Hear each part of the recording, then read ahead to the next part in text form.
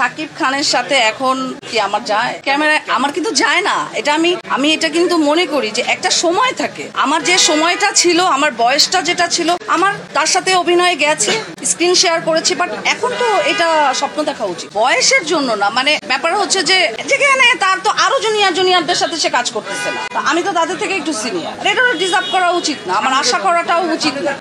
পলি এক সময় সুপারহিট ছিল, পলি দর্শক হলে টিকিট কাটতো, স্বপ্ন দেখতো, অনেক কিছু লাভ লাভ লাভ লাভ লাভ লাভ। একটা নায়িকার সময়সীমা এতদিন থাকে না, এটা যদি বলা হয় ভুল কথা। একজন শাবনূর আমার চেয়ে অনেক অনেক অনেক অনেক অনেক বড় সুপারস্টার, তাকেও তার আসন ছেড়ে দিতে হয়েছে। একজন মৌসুমী আপা ড্রিম গার্ল, মানে ওনাকে দেখলে মানুষ, আমরা দেখে, আমি যখন তাকে প্রথম দেখেছি, আমি মনে হয় আমিও তো একটা চলচ্চিত্রের নায়িকা, আমারও মনে হয়েছে ওনাকে ছুঁয়ে দেখবো, তার আসনও ছেড়ে দিতে হয়েছে। সো আমার আসনও আমাকে ছেড়ে দিতে হয়েছে, এটা দুঃখের কোনো বিষয় না, এটাকে মেনে নেওয়াটাই হচ্ছে সব থেকে বড়।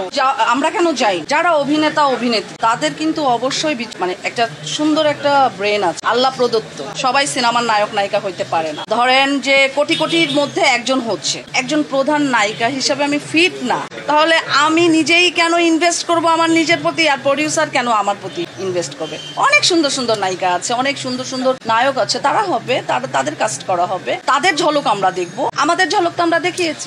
মানে এত রূপের ঝলক, মানে অঙ্গে অঙ্গে কি কি কি আসলে এখন যে বিষয়গুলি আমার কাছে খুব দুঃখজনক মনে হয়। একজন কোথা থেকে মেয়েরা আসছে, তারা খুব ওপেনলি নিজেদেরকে এক্সপোজ করে নায়িকা পরিচয় দিচ্ছে, কিছু বাইট দিচ্ছে, আবার অনেক জায়গায় দেখি যে কি জানি কার ওয়াইফ, সিদ্দিকের ওয়াইফ না কি জানি, মারিয়াম মিম, একে নিয়েও সোশ্যাল মিডিয়া মাতামাতি করছে, বাট সে তো নায়িকা না। আয়োজক কারা এটার ইনভেস্টার, কিসের বিনিময়ে এখানে ইনভেস্ট করছে, তা আমাদের তো ডাকে না। আমি তো কখনো প্রথম আলোর কি মেরিল প্রথম আলো ওই এটার তো ইনভিটেশন পাই, আমাকে কেউ কখনো দুবাইতে স্টেজ শো করার জন্য ডাকে, হয়তো বা বেনিফিটেড আমার কাছে পাবে না, আমি তো স্ট্রেট ফরওয়ার্ড। কোশ্চেন করেন তাদেরকে, আয়োজকদের, আপনারাই তো ক্যামেরা ধরে ওই যে ভাইরাল করেন, আপনারাই তো ওদের পিছনে ক্যামেরা ধরেন। কয়দিন দেখে দর্শক?